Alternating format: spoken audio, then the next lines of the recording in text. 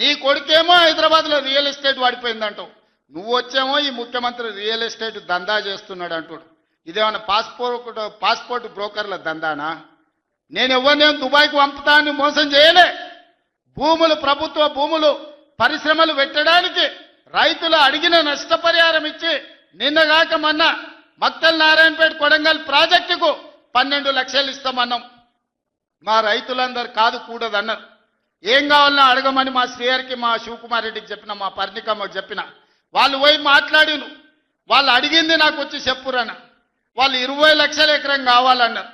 పిలిచి క్యాబినెట్లో పెట్టి ఎకరాకి 20 లక్షల దాకా ఇచ్చి 96% ప్రజలు ఏకగ్రీవంగా ఆమోదిస్తే వాని భూమి పోయిన దుఃఖంలో ఉంటాడు, 10 రూపాయలు ఎక్కువ ఇవ్వాలని 20 లక్షల ఎకరాలాగా చెల్లించి నిన్నగాక మన లగచర్లలో లేకపోతే హకీంపేటలో పోలేపల్లె భూమి తీసుకున్నాం.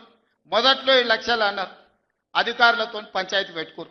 పాపం తెలిసి తెలియక వాళ్ళు చేసిన అబద్ధాలకు ఈరోజు పంచాయతీ పెట్టుకోరు. చివరికి అడిగినాం, 20 లక్షలు 22 లక్షలు కావాలని ఇచ్చినాం. ఇందిరమ్మ ఇల్లు కావాలన్నారు, ఇచ్చినాం. అక్కడ అభివృద్ధి ఏం కావాలన్నో చేస్తామని చెప్పినాం. ఆడకు జూనియర్ కాలేజ్ ఇచ్చినాం, మెడికల్ కాలేజ్ ఇచ్చినాం, ఇంజనీరింగ్ కాలేజ్ ఇచ్చినాం, డిగ్రీ కాలేజ్ ఇచ్చినాం, అగ్రికల్చర్ కాలేజ్ ఇచ్చినాం, వెటర్నరీ కాలేజ్ ఇచ్చినాం. ఈ రోజు సైనిక్ స్కూల్ ఈ రాష్ట్రంలోనే లేదు. సైనిక్ స్కూల్ని కూడా ఈరోజు లగచర్ల కాడికి తీసుకొచ్చి పెట్టినాం.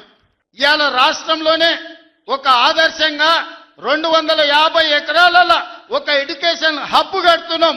ఈ రోజు మేం పోయి ఆ ఊరికో ఈ ఊరికో ఆ పట్టణానికో పోయి చదువుకున్నాడు కాదు, తెలంగాణ రాష్ట్రంలో నలుమూలల నుంచి కొడంగల్కి వచ్చి చదువుకునేటట్టు ఒక ఎడ్యుకేషన్ హబ్బే ఈరోజు కొడంగల్లో గడుతున్నాం. ఇది మా విధానం. మేం కక్షల రాజకీయం చేయం, ఎవరి మీద కక్ష కట్టం. ఎవరి పాపానికి వాడు పోతాడని దేవుడి మీద నమ్మకంతో కష్టాన్ని నమ్ముకున్నోళ్ళం. కొడంగల్ ప్రజలు రోజుకో 2 గంటలు ఎక్కువ పని చేసేటోళ్ళే కానీ ఎవరిని సొమ్ము ఆశించేటోళ్ళు కాదు. ఎవరి గురించి మేము ఆలోచన చేయం, మా పని మేము చేసుకుంటాం. కానీ మా పని మేము చేస్తుంటే కూడా కాళ్ళలో కట్టె పెట్టిర్రు అనుకో, ఇక మా సంగతి అయితే చూపుతామయ్యా. ఏమంటారు? అంతేనా? అంతేనా? 2 ఏళ్ళు ఏమన్నా అన్నానా? ఆయన మన బయటకు వచ్చి ఇక చూస్తా, తోలు తీస్తా, తాట తీస్తా, ఇక నీ సంగతి చెప్తా అన్నాడు. రా బిడ్డ రా రెడీగా ఉన్నారా, ఇక అందుకే కొడంగల్ నుంచే చెప్తాం నీకు అని చెప్పి 3 రోజుల నుంచి మాట్లాడలేదు. ఇవాళ మాట్లాడుతున్నా.